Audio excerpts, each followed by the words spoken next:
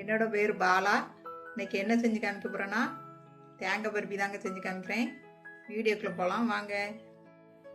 நல்லா டேஸ்டியாகவும் இருந்தது, ஸ்வீட்டாகவும் இருந்தது. நீங்களும் ஒரு முறை செஞ்சு பாருங்கள். எல்லாருக்கும் வணக்கம். இன்றைக்கி என்ன பார்க்க போகிறீங்கன்னா ஒரு தேங்காய் பருப்பி தான் செஞ்சு காமிக்க போகிறேன். அதுக்கான ஒரு தேங்காய் எடுத்து வச்சுருக்கிறேன். பாருங்கள், இது மேலே தோல் நீக்கிட்டு ஜாரில் துண்டு துண்டாக நறுக்கி போட்டிருக்கிறேன். இது தண்ணி விடாமல் அரைச்சி எடுத்துகிட்டு வந்துடுறேன். இது அரைச்சி எடுத்துகிட்டு வந்துடுறேன். தேங்காவை இந்த மாதிரி அரைச்சி எடுத்துகிட்டு வந்துட்டேன். துருவன மாதிரி அரைச்சி எடுத்துக்கோங்க. இது தேங்காய் மிட்டாயின்னு சொல்லலாம், தேங்காய் பருப்பின்னு சொல்லலாம். அப்புறம் இந்த மாதிரி ஒரு தட்டில் நெய் தடவி வச்சுருக்கிறேன். பாருங்க, இந்த மாதிரி ஒரு தவா எடுத்து வச்சுருக்கேன். ஸ்டவ் ஆன் பண்ணிட்டேன். தோல் நீக்கிட்டு திருவி வச்சுருக்க தேங்காவை உள்ளே கொட்டிக்கலாம். ரொம்ப சிம்பிளான ரெசிபி தாங்க. தேங்காய் பருப்பி ரொம்ப டேஸ்ட்டாக இருக்கும். செஞ்சு பாருங்கள் ஒரு தடவை. செஞ்சு பார்த்துருக்கீங்கன்னா கமெண்டில் சொல்லுங்கள். கொட்டிட்டு லேசாக வறுத்துக்கலாம், ரொம்ப வறுக்கக்கூடாது. லேசாக வறுத்துக்கிறேன்.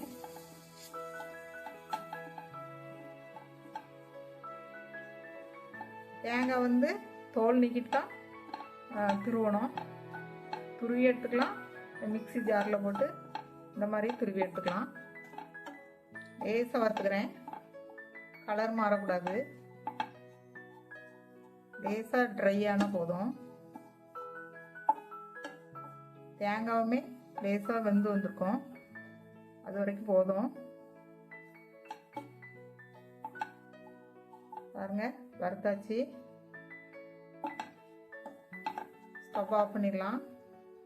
அதே தவாலே ஒரு பாதி டம்ளர் தண்ணி விட்டுக்கிறேன். அரை டம்ளர் தண்ணி விட்டுருக்குறேன். அப்புறம் ஒரு அரை கப்பு சீனி எடுத்து வச்சுருக்கிறேன், அதையும் கொட்டிக்கலாம்.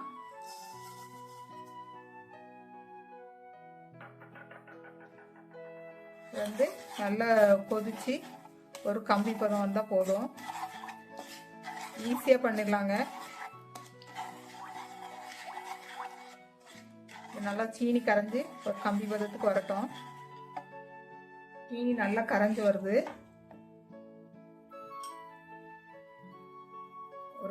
ஒரு அரை சிட்டிக்கு உப்பு சேர்த்துக்கிறேன். இனிப்பு எடுத்து கொடுக்கும், அதனால் உப்புக்கு 3 ஏலக்காய் தட்டி போட்டிருக்கேன். பாருங்க, ஏலக்காய் வேண்டாம்னா அவாய்ட் பண்ணிக்கோங்க. ஏலக்காய் போட்டால் கொஞ்சம் வாசமாக இருக்கும். கம்பி பதத்துக்கு வந்துருச்சான்னு பார்க்கலாம். இன்னும் வரல. இப்போ கம்பி பதத்துக்கு வந்திருக்கான்னு பார்க்கலாம். ஸ்வீட்டுக்கு கம்பி பதம் ரொம்ப முக்கியங்க. அப்போதான் ஸ்வீட்டு சூப்பராக வரும். சுடுது. வந்துருச்சு. லேசாக அப்படி இழுத்தா போதும். இந்த பாருங்க,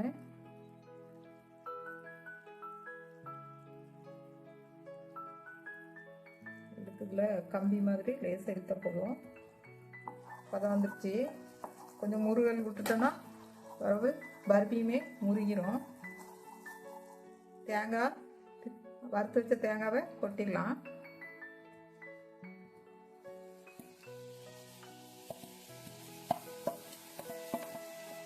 ஸ்வீட்டுக்கு இந்த கம்பி பதம் தான் ரொம்ப முக்கியம்.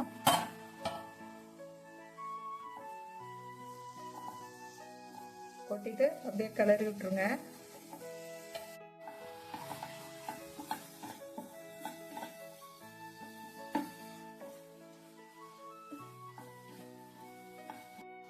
ஒரு நிமிஷம் நல்லா கிளறிடுங்க. ஒரு நிமிஷம் நல்லா கிளறியாச்சுங்க. கொட்டிக்கலாம். நம்ம ஆல்ரெடி நெய் தடவி தட்டில் வச்சுருக்கோம். நெய் தடவி தட்டில் வச்சுருங்க. ரெடியாக எடுத்து கொட்டிக்கலாம். நல்லா நெய் தடவி வச்சுருக்கோம்ல, அதை கொட்டிக்கலாம்.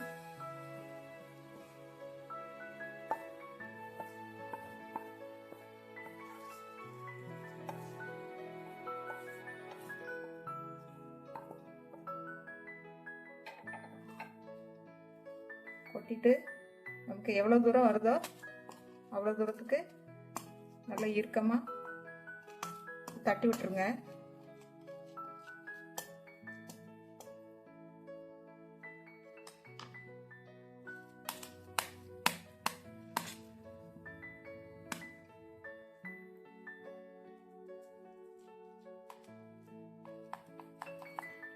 ஒரு தேங்காய் இவ்வளோதான் வருதுங்க. இவ்வளோத்துக்கும் அப்படியே தட்டி விட்டுக்கிறேன். இவ்வளோ தூரத்துக்கு தான் வருது.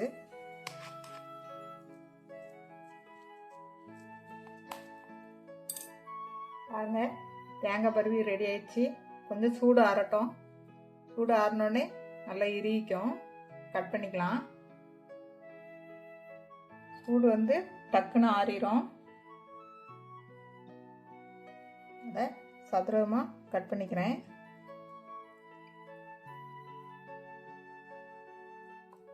ஒரு தேங்காவுக்கு ஒரு 6 பருப்பி தாங்க வந்திருக்குது. நிறைய வேணும்னா இது டபுள் மடங்கு எடுத்துக்கோங்க. கீரை போட்டு வச்சுக்கலாம். மெஷர்மெண்ட்டு டபுள் மடங்கு எடுத்துக்கோங்க. ஆனால் இன்னும் 6 பருப்பி எக்ஸ்ட்ரா கிடைக்கும். 6 இருக்குது. கொஞ்சம் கழிச்சு எடுத்து காமிக்கிறேன். கட்டாயி நல்லா வந்துருச்சு. தேங்காய் பருப்பி ரெடி ஆயிடுச்சுங்க. சூப்பரா தேங்காய் பருப்பி ரெடிங்க. எனக்கு ஒரு தேங்காவுக்கு 6 பருப்பி கிடைச்சிருக்குது. தம்பி டேஸ்ட் பார்க்கலாமா? சூப்பரா இருக்கு. டேஸ்ட் பாரு.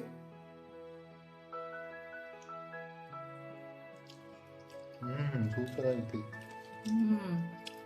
செம்ம டேஸ்டா இருக்குங்க. இந்த வீடியோ பிடிச்சிருந்தா சப்ஸ்கிரைப் பண்ணி வச்சுக்கோங்க. வீடியோ பார்த்த எல்லாருக்கும் நன்றி.